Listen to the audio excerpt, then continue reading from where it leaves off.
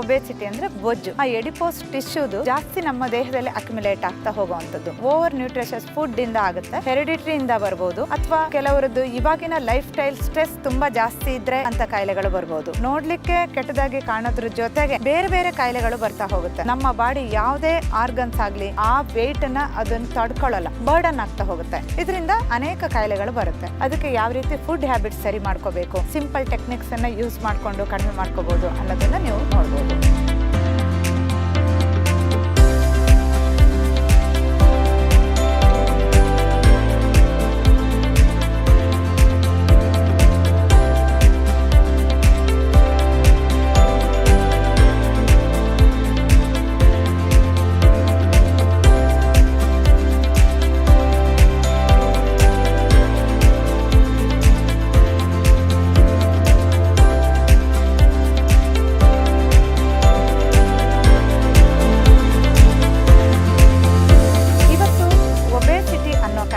ತಿಳ್ಕೊಳ್ಳೋಣ.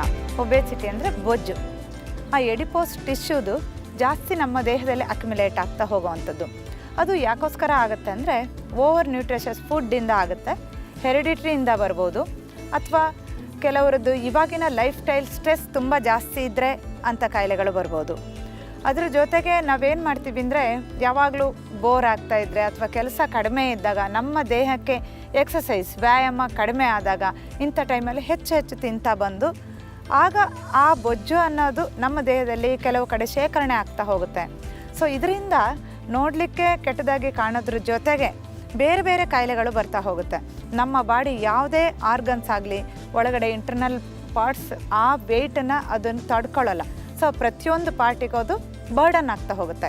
ಇದರಿಂದ ಅನೇಕ ಕಾಯಿಲೆಗಳು ಬರುತ್ತೆ. ಸೊ ಇದನ್ನು ನಾವು ತುಂಬ ಅವೇರ್ನೆಸ್ ಇಟ್ಟು ಒಂದೊಂದು kg ಹೆಚ್ಚಾದಾಗ ನಮಗೆ ಗೊತ್ತಾಗಬೇಕು ನಮ್ಮದು ವೆಯ್ಟ್ ಜಾಸ್ತಿ ಆಗ್ತಾ ಇದೆ, ಅದಕ್ಕೆ ಯಾವ ರೀತಿ ಫುಡ್ ಹ್ಯಾಬಿಟ್ಸ್ ಸರಿ ಮಾಡ್ಕೋಬೇಕು, ಜೊತೆಗೆ ಸಿಂಪಲ್ ಟೆಕ್ನಿಕ್ಸನ್ನು ಯೂಸ್ ಮಾಡಿಕೊಂಡು ಕಡಿಮೆ ಮಾಡ್ಕೋಬೋದು ಅನ್ನೋದನ್ನು ನೀವು ನೋಡ್ಬೋದು. ಇವಾಗ ಮುದ್ರಗಳ ಬಗ್ಗೆ ನಾವು ಹೇಳ್ತಾ ಇರುವಾಗ ಅಗ್ನಿ ಮುದ್ರ ಹಾಗೂ ಲಿಂಗ ಮುದ್ರ ಈ ಎರಡು ಮುದ್ರಗಳ ಕಾಂಬಿನೇಷನ್ ಮಾಡಿದ್ರೆ ಖಂಡಿತವಾಗೂ 2 ರಿಂದ 3 kg ಅಷ್ಟು ವೆಯ್ಟನ್ನು ಕಡಿಮೆ ಮಾಡ್ಕೋಬೋದು. ಜೊತೆಗೆ ಆಹಾರ ಪದ್ಧತಿ ಎಕ್ಸಸೈಸ್ ಕಂಪಲ್ಸರಿ ಮಾಡಬೇಕಾಗತ್ತೆ.